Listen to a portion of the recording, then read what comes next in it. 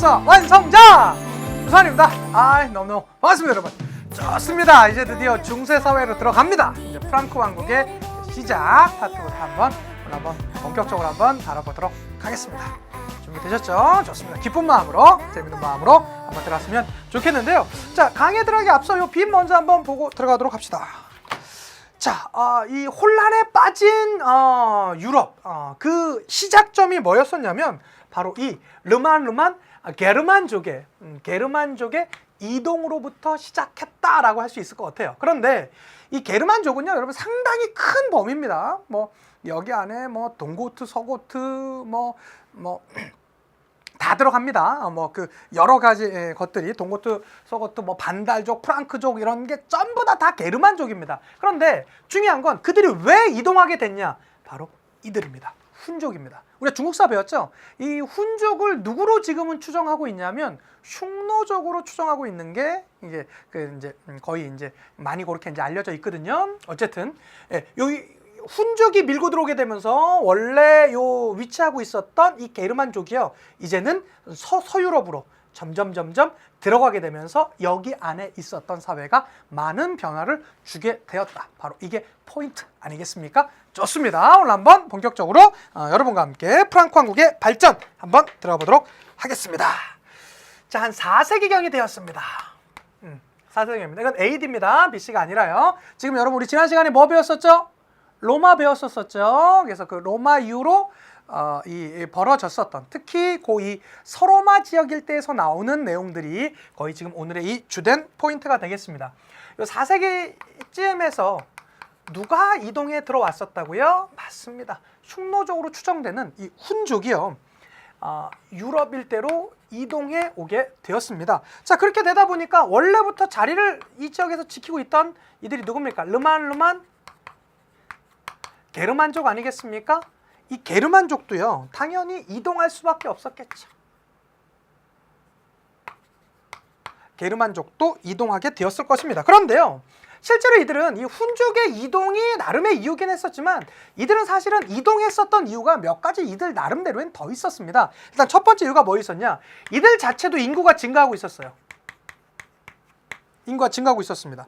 자, 인구가 증가하다 보니까 이제는 뭔가 부양해야 될 이 인구들이 좀 더 많이 늘어났었겠죠? 그런데 이들 역시 농경지가요, 부족한 상황이었습니다. 자, 그러다 보니까 이제는 더 서쪽으로 또 남쪽으로 계속 이동하는 그들이 됐습니다. 아까도 말씀드렸다시피 게르만족은요, 고트족, 또 게르만 족이고, 게르만이니까 상당히 여러분 큰 범위입니다. 뿐만 아니라 랑크랑크, 프랑크 족, 조금 있다가 이제 나오게 되는 프랑크 왕국이 다 이 프랑크족이 만든 것입니다. 프랑크족도 있고요. 그다음에 반달족 다 이 게르만족의 일파라고 할 수 있을 것 같습니다. 자, 결국에 이 게르만족은 이동해서 이렇게 들어오게 되었었고요. 이 게르만족의 이동의 결과로 나타난 게 뭐였었냐면 바로 이겁니다. 서로마 제국이요,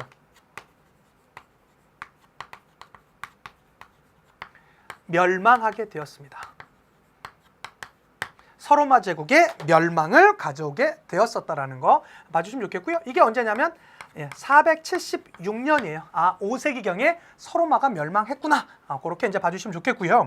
그다음에 또 하나, 많은 이 족들이 들어와서 이 유럽 사회에 들어와갖고 여러 나라를 만들고 국가를 만들고 했었습니다. 그런데 유독 누가요? 이 랑크랑크 프랑크족은요, 자신들이 만들었었던 나라가 상당히 오래 유지되면서도 또 강성했었습니다. 이들이 발전할 수 있었던 배경이 있었어요. 이 프랑크족의 발전 배경에 대해서 한번 같이 공부해 보자고요. 요거는 여러분 중요합니다. 프랑크족의 발전 배경. 일단은 다른 이 게르만족의 다른 이 족들에 비해서요, 어떤 것이 있었냐면 그러니까 짧은 거리로 이동했습니다. 요 지도 잠깐 한번 보시면요, 요렇게 이제 볼 수 있겠죠. 자, 프랑크족은요, 요 일대 있었잖아요. 그런데 이렇게 내려오다 보니까 짧은 거리를 이동했어요. 근데 여러분 다른 족 한번 보세요. 반달족, 엄청나게 먼 거리를 이동했습니다.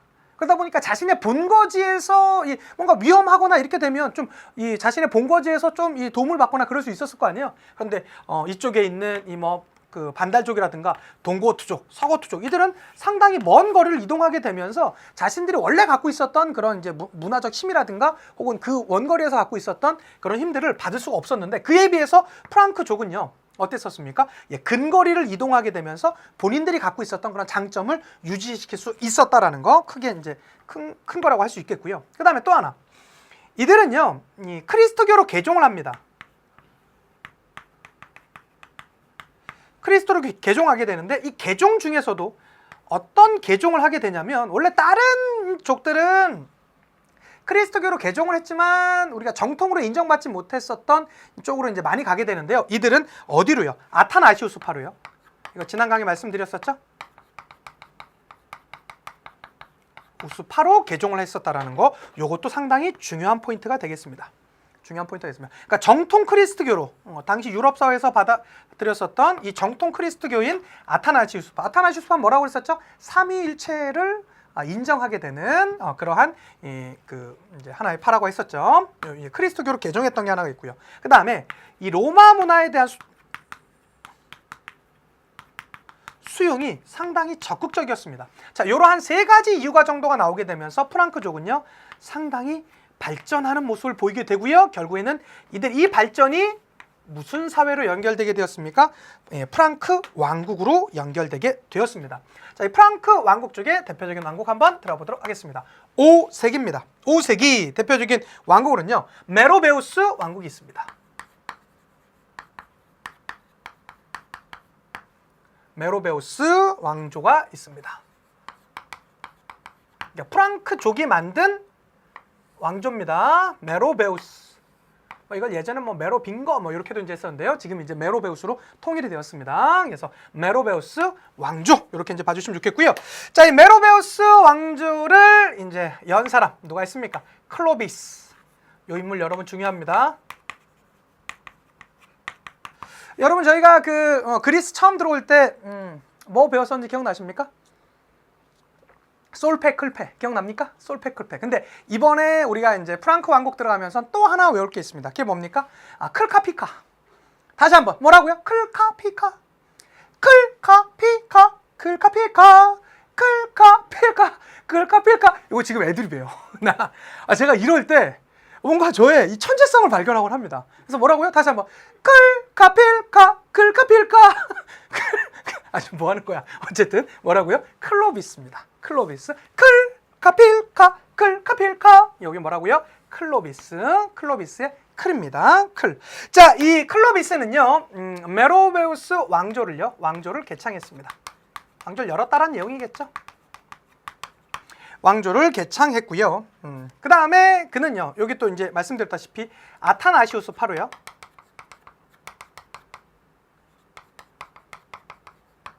우스파로 개종했었다라는 거 요거 하나 기억해 두시면 좋겠습니다. 아타나시우스파 이게 뭐냐면 크리스트교로 개종했다 그냥 몇몇 교과서에 그냥 그렇게 그냥 두리뭉실하게 돼 있는데 조금 더 정확하게 말하자면 아타나시우스파로 이제 개종했다.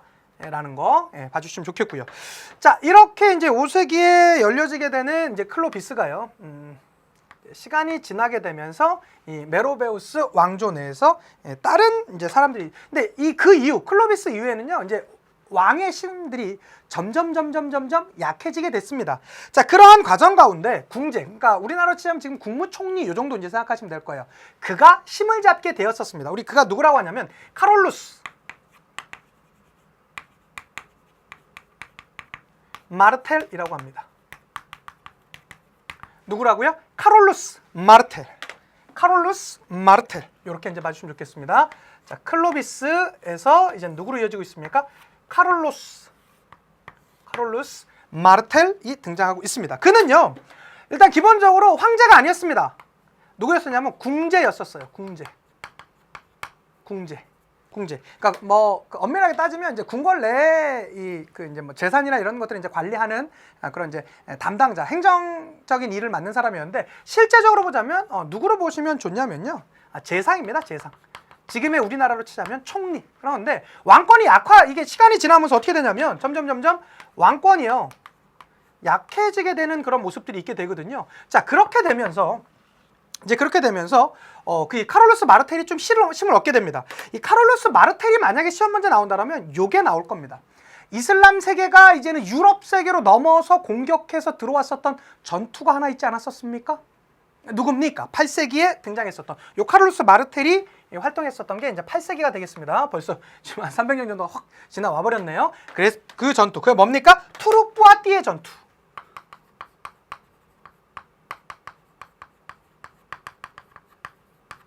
투르뿌아띠의 전투 기억해 두셔야 됩니다. 투르뿌아띠의 전투에서 무엇로 이끌었다? 전쟁을 승리로 이끌게 됩니다. 자, 결국엔 이 투르뿌아띠의 전투는요, 어떤 결과를 가져왔을까요? 당시에 크리스트교 세계를요, 수호하는, 이슬람 세계가 만약에 이 투르뿌아띠의 전투에서 이겼으면 유럽 전체가 아마 이슬람으로 바뀌었을 가능성이 높습니다. 그런데 이 투르뿌아띠의 전투에서 이 메로베우스 왕조가 승리하게 되면서 이 크리스트교 세계, 당시에 이 크리스토교 세계를 수호하게 되는 아주 큰 업적을 남긴 게 바로 누굽니까? 카롤루스 마르텔이 되겠습니다. 이때 이 투르뿌아띠 전투에서 붙었었던 이슬람 왕조가 뭐죠? 우마이야 왕조. 우마이야 왕조. 여러분 기억 안 나시면 다시 서아시아사 들어가셔서 한번 강의 한번 다시 들으시면 되겠습니다. 자, 그런 상태에서 그의 아들이 권력을 장악하게 됐습니다. 아들입니다. 아들이 권력을 장악하게 됩니다. 여기 뭐 있었죠, 여러분? 클카? 그 다음에 누가 나오겠습니까? 피가 나오는데 그 다음은 이름이 짧아요. 우리 유럽사에서 몇몇 안 되는 아주 착한 사람이에요. 글씨가 짧아요. 여러분 외우기 없죠? 누굽니까? 피핀. 너무 짧죠? 그래서 이게 어떻게 됩니까? 클카필카가 정해지는 게 피핀이 되겠습니다. 피핀이 바로 여기 등장한다 라고 할 수 있겠죠. 피핀입니다. 자, 피핀은요, 그도 역시 왕조를, 그러니까 이런 거죠. 자, 카롤루스 마르텔의 아들, 그도 역시 처음에는 왕이 아니었었겠죠. 그런데 보니까 이 메로베우스 왕조 너무 막 왕관이 악하고 막 그렇게 되는 거예요. 그래서 왕조를 엎어버리고요, 새로운 왕조를 만들게 됩니다. 우리는 그 왕조를 무슨 왕조라고 하냐면 카롤루스 왕조라고 합니다.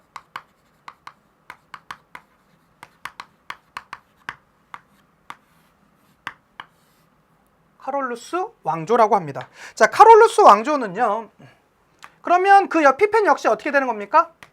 왕조를 개창했다라고 할 수 있겠죠. 그리고 이 피펜은요, 이 왕조를 개창하고 나서 어떻게 합니까? 교황한테 이제 왜 그러냐면 이 당시에 이 유럽 사회가 전부 다 어떤 사회였습니까? 크리스트교 사회였었기 때문에 누구의 허락을 받는 게 그렇게 중요합니까? 교황의 승인을 받는 게 너무 중요했어요. 근데 실제로 교황이 승인을 해줍니다. 그리고 이제 뭐 어느 정도 이제 피핀도 나름 이제 충성된 모습을 좀 보여줬겠죠. 그래가지고 그가 상당히 많은 지역을 장악하게 되는데요. 특히 이 라벤나 지역. 라벤나 지역을 장악한 다음에요, 교황한테 기증해버려요. 교황이시여, 이 땅 당신 거의 옵니다. 이렇게 이제 하니까요, 교황이 진짜 너무 착한 거 아니야? 라고 하게 되는데요. 이 기증으로 인해서 나타났던 게 있습니다. 그게 뭐냐면 교황령에 뭐가 되었었다? 시초가 되었었다라는 거. 자, 누구의 때입니까? 피핀 때입니다. 피핀은 뭐 했습니까? 카롤루스 왕조를 개창했었고요. 그 다음에 교황령의 시초를 되는 그런 모습이 있었습니다. 자, 그러한 과정 가운데 아주 강력했었던 또 하나의 황제가 등장합니다. 그도 역시 이 피핀의 아들입니다. 사실 아들이 그렇게 중요하진 않는데 어쨌든 그 아들입니다. 그가 누굽니까? 카롤루스 대제입니다.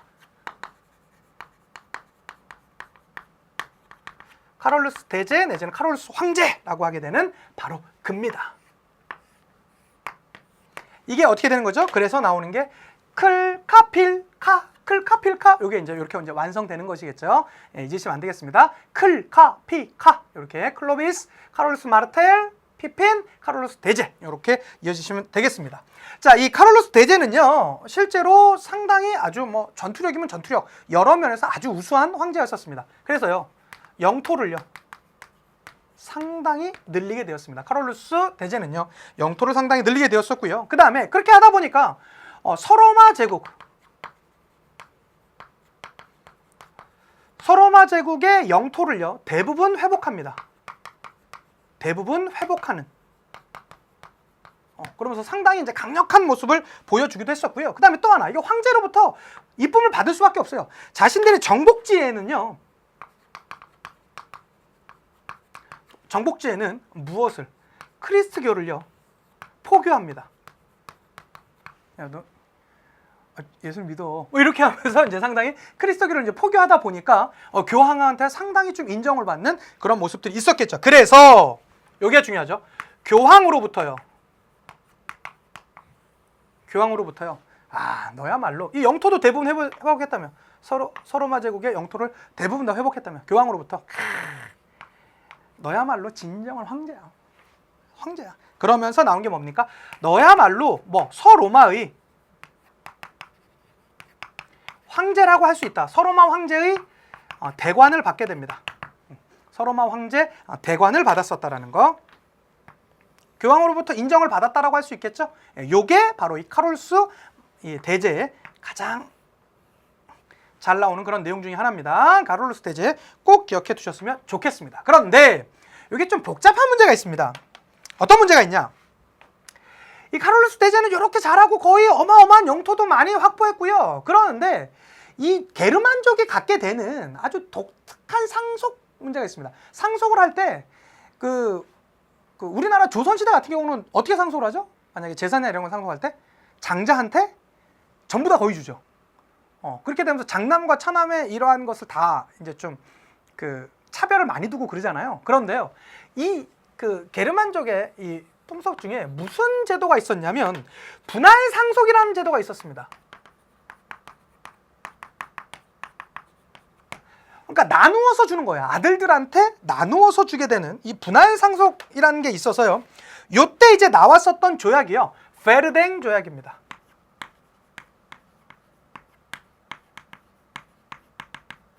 요거 기억하셔야 됩니다, 여러분. 뭐라고요? 베르댕 조약이 되겠습니다. 뭐라고요?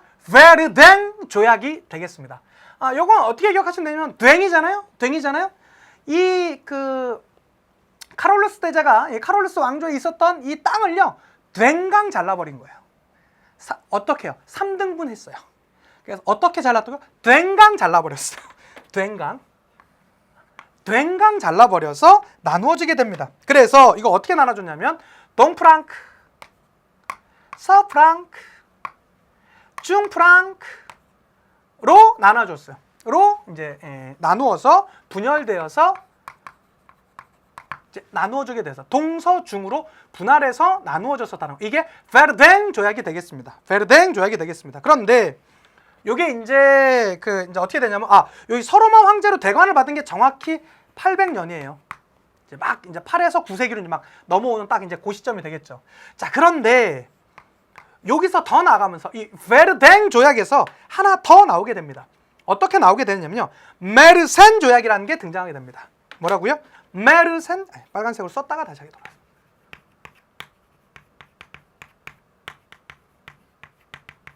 메르센 조약으로 나오게 됐습니다. 베르댕 조약, 메르센 조약. 이게 좀 말들이 좀 어렵죠. 근데 여러분 이게 중요한 포인트는 뭐냐면 여기에 있는 이 동프랑크와 이 서프랑크가 무엇에 있는 영토를 가져간 겁니까? 이 중프랑크에 있는 영토를요 좀 차지했었던 거. 이게 뭡니까? 메르센 조약이 되겠습니다. 메르센 조약. 그래서 요거는 연도는 뭐 그렇게 중요하지 않은데요. 이게 843년이에요.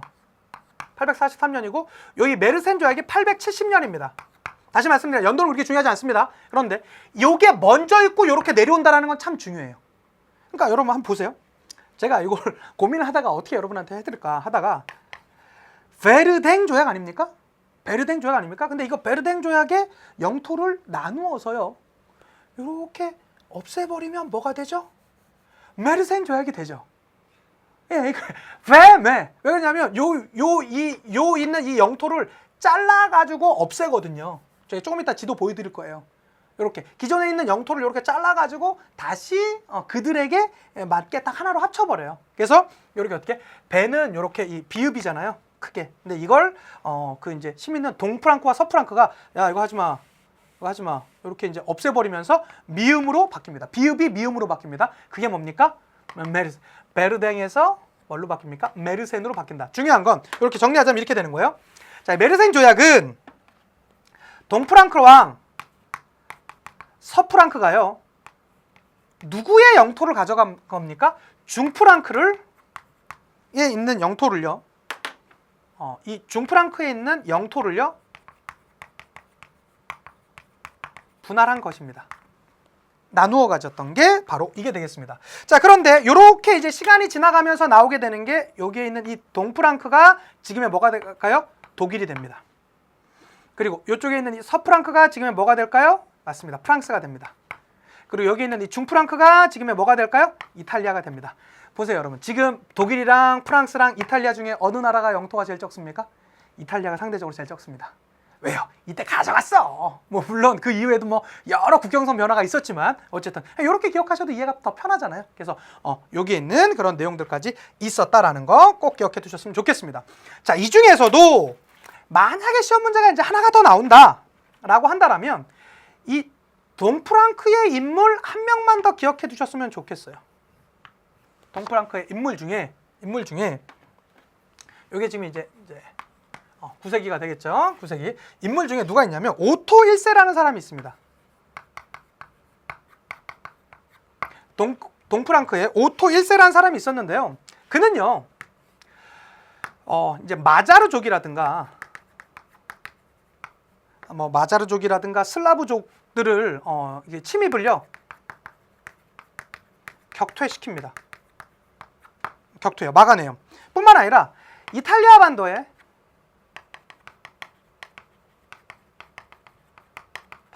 그 진압 그 이제 내란 같은 것들도 많이 있었거든요. 이탈리아 반도의 여러 이제 그런 것도 진압하게 됩니다. 자, 그러다 보니까 당시에 이 교황이요 오토 1세에게 무엇을 이제 내리게 되냐면, 야, 너야말로 이제 새롭게 만들어지는 이 로마의 황제나 마찬가지다. 그렇게 해서 그걸 뭐라고 합니까? 신성 로마 제국의 황제, 대관을 받게 됩니다. 이게 오토 1세예요. 이게 아마 몇몇 교과서에는 좀 약간 그냥 뭐 살짝 나오거나 아니면 조금 뭐 그렇게 서술이 안 된 부분도 있는데요. 나오는 부분에 대해서는 좀 아주 세게 나오는 것들이 있더라고요. 그래서 교과서마다 다 다르니까 여러분들이 좀 봐주셔야 되는 게 오토 1세가 뭐 했었다?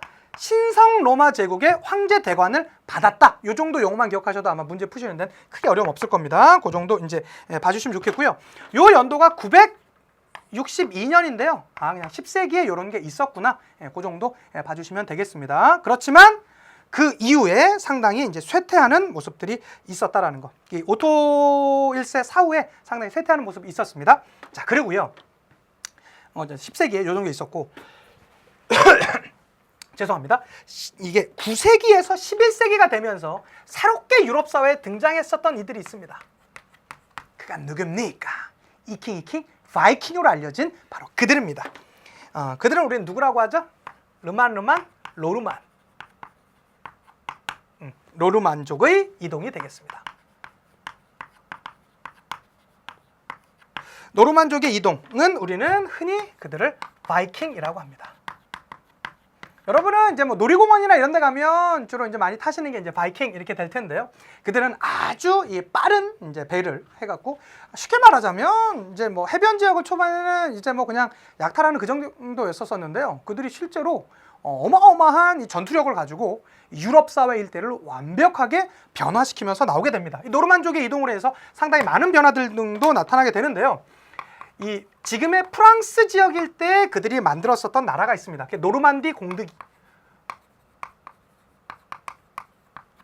노르망디 공국이라는 나라를 만들게 되고요. 그 다음에 지금의 영국일 때 영국에 역시 노르만족이 이동해서 만들었었던 나라가 있습니다. 그게 뭡니까? 노르만 왕조입니다.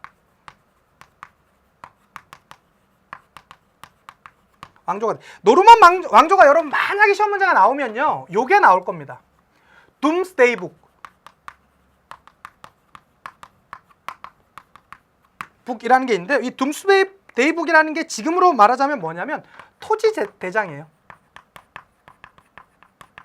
예, 이 둠스데이 북을 이게 만들었었다라는 거. 어디서요? 이 노르만 왕조에서요. 요거 아마 일기자료나 이런 데서 많이 나오거든요. 그래서 꼭 하나 더 기억해 두셨으면 좋겠고요. 그다음에 지금의 이탈리아 일대에 역시 이 노르만족이 만들었었던 왕국이 있습니다. 어떤 왕국이냐? 시칠리아 왕국. 시칠리아 왕국이 있었고요. 러시아는요. 노브고로드 공국 이라는 이제 그 나라와 하나 더 있었겠죠. 그다음에 키예프 공국.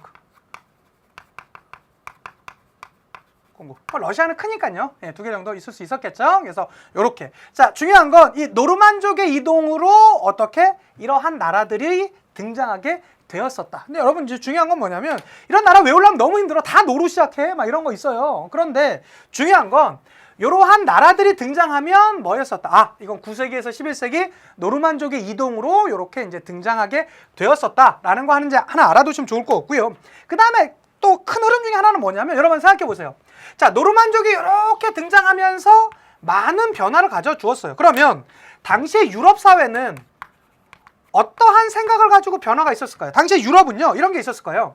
자, 일단은 왕권이 약해져 있지 않습니까? 그렇게 보면 이들의 이러한 공격, 이들은 결국에는 이제 해상, 뭐 엄청난 이 항해 기술이나 이런 걸 바탕으로 해서 들어왔었던 이게 무력을 바탕으로 하는 그 세력들이었었잖아요. 그러면 당시 유럽 사회는 이렇게 왕권이 약해지고 하니까 자신들을 지켜줄 수 있는 이 지방 세력들이 성장하게 되는 하나의 계기가 됩니다. 성장하게 되는.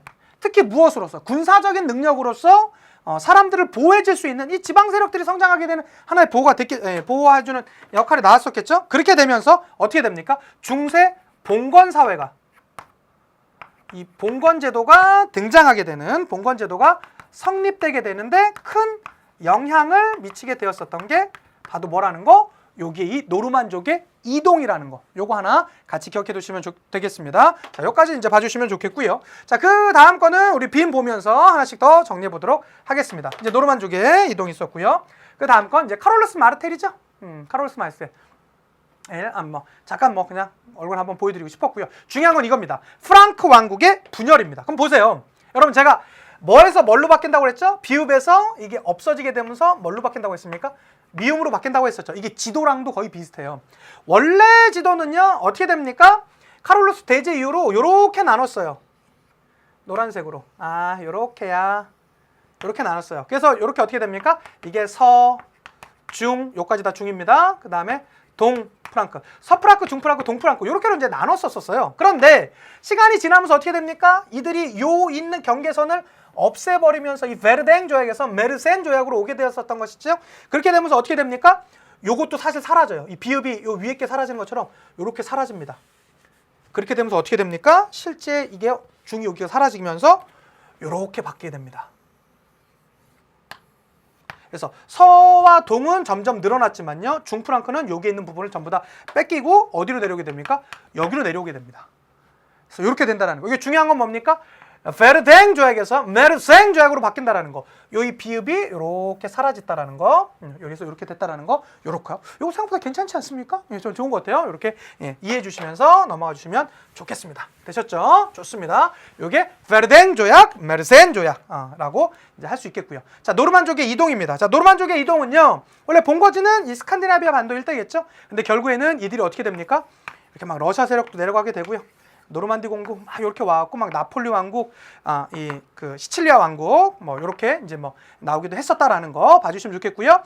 여기 영국 일대 만들어진 게 노르만 왕조 있었고요. 그다음 프랑스 이 북부 일대 노르만디 공국 있었고요. 그다음에 여기 이제 지금의 이탈리아 그 일대 시칠리아 왕국 있었고요. 그다음에 러시아 일대 노브고로드 공국, 그다음 키예프 공국 이런 것들이 있었다라는 거. 결국엔 이러한 변화는 중세가 봉건제도, 봉건사회로 들어가게 되는 하나의 계기가 되었었다라는 거 꼭 기억해 두셨으면 좋겠고요.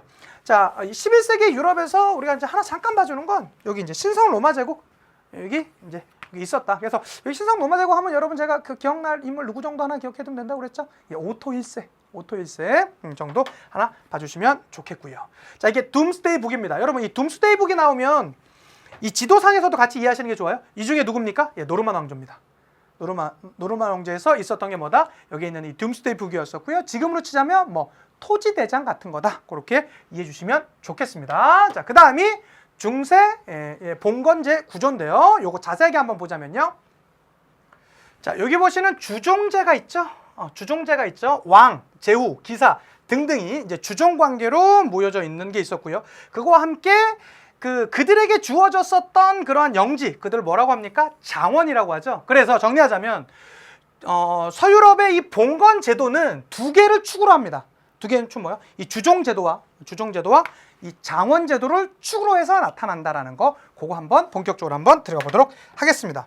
자, 하나 들어가 볼게요. 이걸 뭐라고 한다고요? 봉건 사회. 서유럽의 이 봉건 사회의 몇 개 축에 대해서 한번 알아가 보도록 하겠습니다. 자, 사실 이 중세 봉건 사회는요. 봉건 사회는 어떤 것들이 있었냐면 원래 게르만족 이 갖고 있었던 제도가 하나 있었습니다. 우린 그걸 뭐라고 하냐면 종사제도라고 해요. 종사제라는 게 뭐냐면 이런 겁니다. 나 지금 싸움 필요한데 너 좀 날 위해서 좀 싸워줘야 되겠어. 뭐가 필요해? 말? 오케이. 뭐가 필요해? 뭐 먹을 거? 오케이. 내가 지원해 줄게. 라고 하게 되면서 자신의 너 나한테 충성할 거지? 그러면 우리 사람은 충성해? 좋아. 그럼 내가 너한테 말이든 뭐든 다 지원해 줄게. 이러한 제도가 있었어요. 이런 걸 뭐라고 합니까? 게르만족의 종사제라고 하고요. 그 다음에 또 나타나게 되는 게 로마가 갖고 있었던 제도가 있었습니다. 그게 뭐냐면 은대지 제도입니다. 너 나한테 좀 충성할 거야? 알았어. 땅 줄게. 이러한 제도가 있었어요. 자, 중요한 건 이 중세 봉건 사회는요. 이렇게 게르만족이 갖고 있었던 이 종사 제도와 그 다음에 로마가 갖고 있었던 이 은대지 제도가 합쳐지게 되면서 등장했었던 게 뭡니까? 바로 이 봉건 사회다라고 이제 봐주시면 좋을 것 같고요. 이러한 것은 이 중세 봉건 사회를 한마디로 정리하자면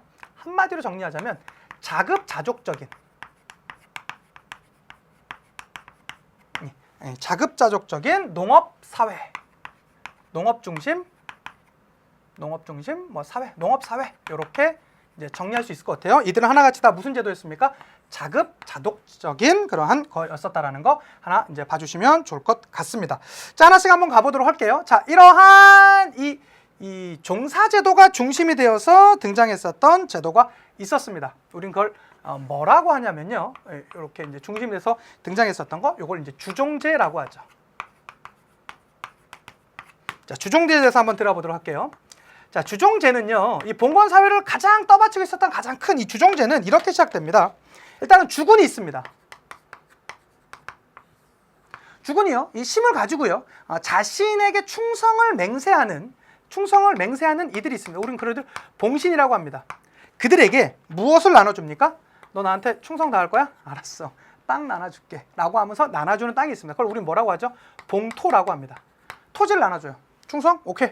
이 땅 네가 다스려. 라고 하는 그런 제도가 있었습니다. 자, 그러면요, 이 봉신은요, 주군한테 반드시 해야만 하는 것이 있습니다.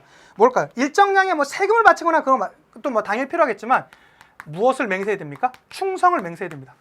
당신이야말로 제 목숨을 다 걸고 바치겠나이다. 뭐 이런 게 이제 있어야 되는 거예요. 요게 바로 이 주군과 이 봉신의 관계라고 할 수 있겠죠.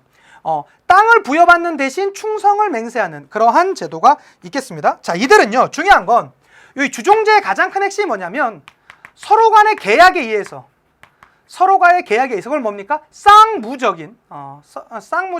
계약에 의해서 계약 관계라고 할 수 있겠죠. 쌍무적 계약, 서로가 의무를 갖는 그런 계약을 갖는 것이죠. 쌍무적 계약 관계라고 할 수 있을 것 같고요. 그 다음에 또 하나 나타나는 게 뭐냐면요, 이런 게 있어요. 주군이 많은 영토가 있었을 거 아니에요. 거기에 일정 영지를 지금 봉신한테 띄워줬을 거 아닙니까? 이 봉토를요. 그러면 이 봉신이요, 그 지역, 이 봉신은 사실은 뭐가 되겠습니까? 그 지역 내에서는 영주가 될 수도 있겠죠. 영주가 되겠죠. 그런데요, 그에게 간섭할 수 있습니까? 없습니까? 없습니다. 우리 그걸 뭐라고 하냐면 불입권이라고 합니다. 땅을 띄워줬으면요, 더 이상 간섭을 할 수 없어요. 특히 대표적으로 거, 거기서 그가 세금을 어떻게 걷던 어떠한 방식으로 걷던 전혀 간섭하지 못합니다. 그가 그리고 재판을 어떠한 방식으로 하던 이런 것들 전혀 간섭할 수 없습니다. 중요한 건 이 불입권은요, 국왕이요 내지는 주군이요 간섭할 수 없다라는 게 중요합니다. 요게 바로 주종제도입니다. 아셨죠? 좋습니다. 요거 하나 기억해 두시면 좋겠고요. 자, 이것과 함께 그러면 이 그가 받은 이 봉신이요. 봉신은 결국에는 그 지역으로 내려가면 바로 영주가 되겠죠. 자, 그렇게 나타났었던 영주. 영주가 가진 것을 우리는 뭐라고 합니까? 장원이라고 합니다. 그러면 우리가 이 봉건제도를 이해하기 위해선 주종제도와 함께 무슨 제도도 같이 이해됩니까? 장원제도도 같이 이해됩니다. 장원제 들어갑니다. 장원제는 뭐에서 나오게 되었었다고요? 로마가 원래 갖고 있었던 이 은대지 제도에서 등장하게 되었었습니다. 그게 장원제입니다. 자, 그들은요, 일단은 자급자족적 경제단위죠.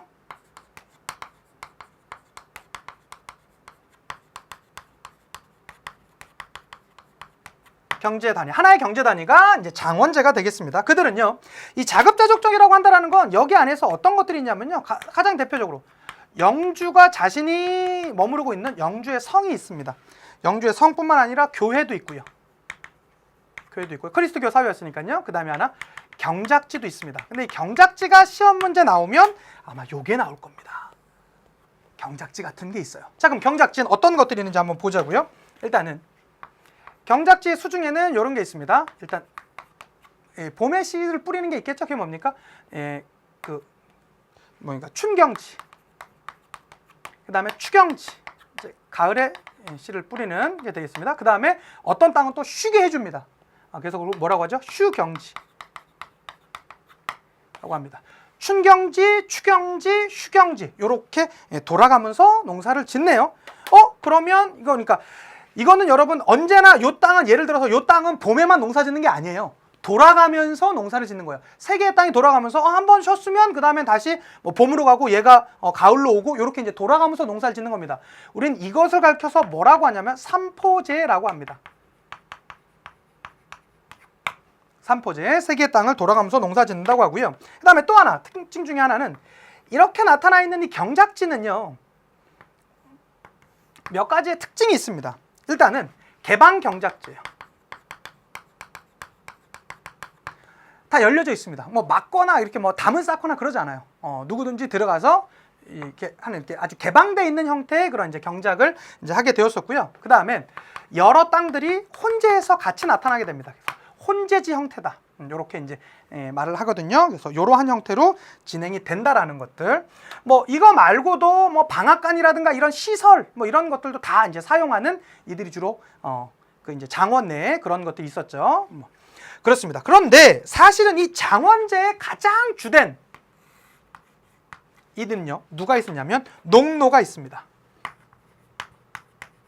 장원대 가장 핵심적인 그 역할을 하는 사람들이라고 있었겠죠. 자, 이 농노는요, 여러분 이 농노가 중요합니다. 이 농노는요, 두 가지가 있어요. 우리가 알고 있는 농민적 성격도 있고요, 일반 농민적 성격도 있고요, 또 노예적 요소도 있습니다. 그 두 가지가 같이 믹서돼서 나타나 있는 그러한 이 성격의 사람들로 보면 되겠습니다. 자, 이들은요, 영주에게 예속된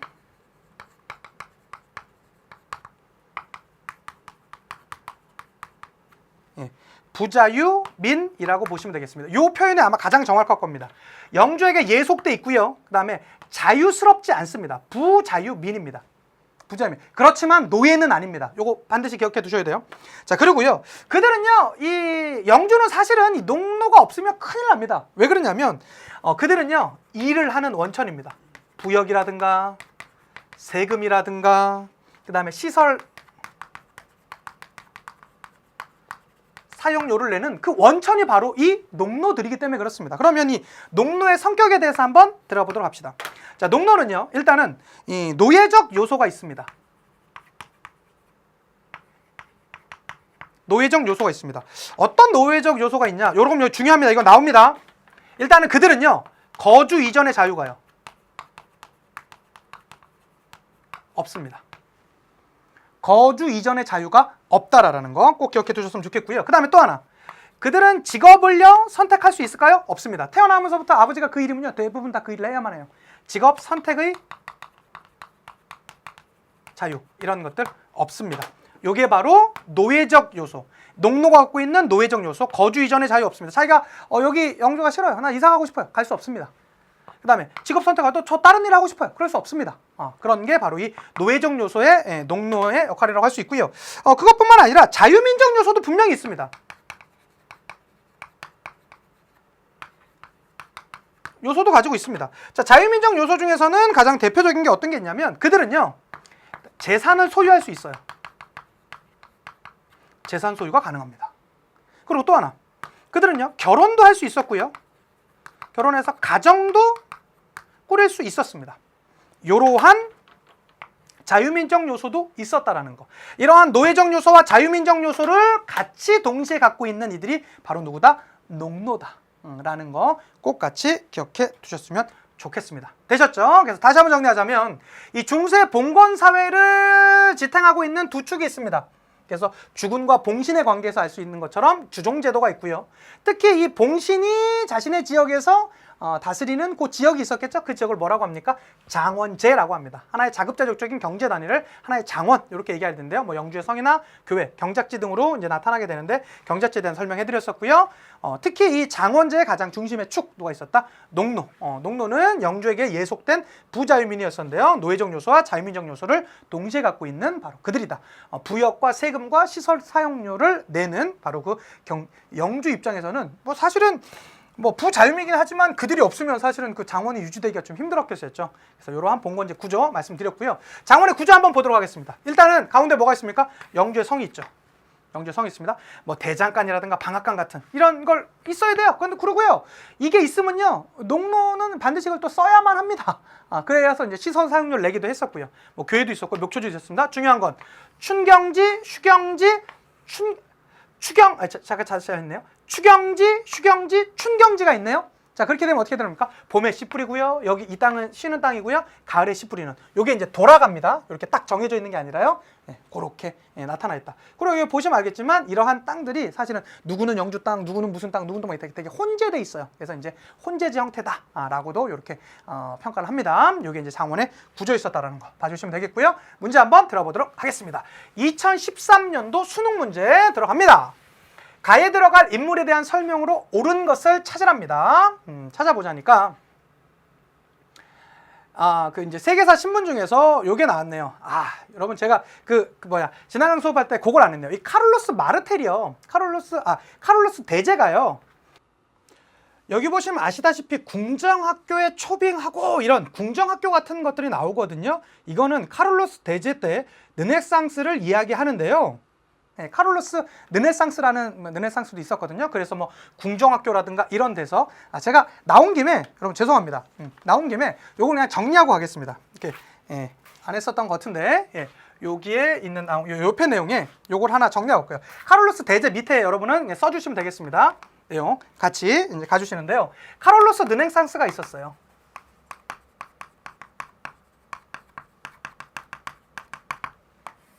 카를로스 르네상스가 있었습니다. 카를로스 르네상스는 뭐냐면 카를로스 대제 때 다시 이 문예가 상당히 이제 부흥하는 그러한 움직임이 있었습니다. 그래서 우린 그래서 이 흐름을 가리켜서 카를로스 르네상스라고 하는데요. 자, 카를로스 르네상스의 핵심은 뭐냐면 이런 거예요. 일단 카를로스는요 기본적으로 학자를 우대했답니다. 학자들을 우려해서 아주 유명한 학자들은요 많은 돈을 주면서 또 이제 초빙해 오는 그런 모습들도 있었고요. 그 다음에 궁정학교를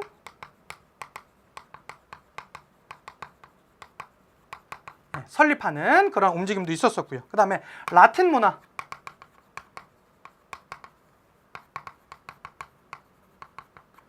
장려하는 그런 움직임도 있었고요. 뭐 수조원이나 이런 데서 고전을 연구하는 그런 움직임도 있었습니다. 이런 일련의 움직임을 가리켜서 우리는 뭐라고 합니까? 카를로스 르네상스라고 한다라는 것들. 죄송합니다. 이거 빼놔서 그냥 정리하는 김에 그냥 같이 제가 해드렸었습니다. 그래서 요 문제가 그게 나왔네요. 그래서 이제 뭐 궁정학교가 만들어졌다 이렇게 이제 나오지 않습니까? 그래서 요 인물이 누구겠습니까? 카를로스 대제가 되겠죠. 카를로스 르네상스를 이끌었었던 바로 그 인물이 되겠습니다. 자, 그렇으면 문제 한번 풀어보도록 할게요. 자, 1번입니다. 신성 로마 제국의 황제로 대관되었었다. 이거 누굽니까? 오토 1세가 되겠죠. 오토 1세. 2번입니다. 카톨릭으로 개종하여 세력을 확대하였었다. 카톨릭 개종, 클로비스 정도 아닐까요? 3번입니다. 투르푸아티의 전투에서 이슬람 군대를 격파하였었다. 누구였습니까? 카롤루스 마르텔.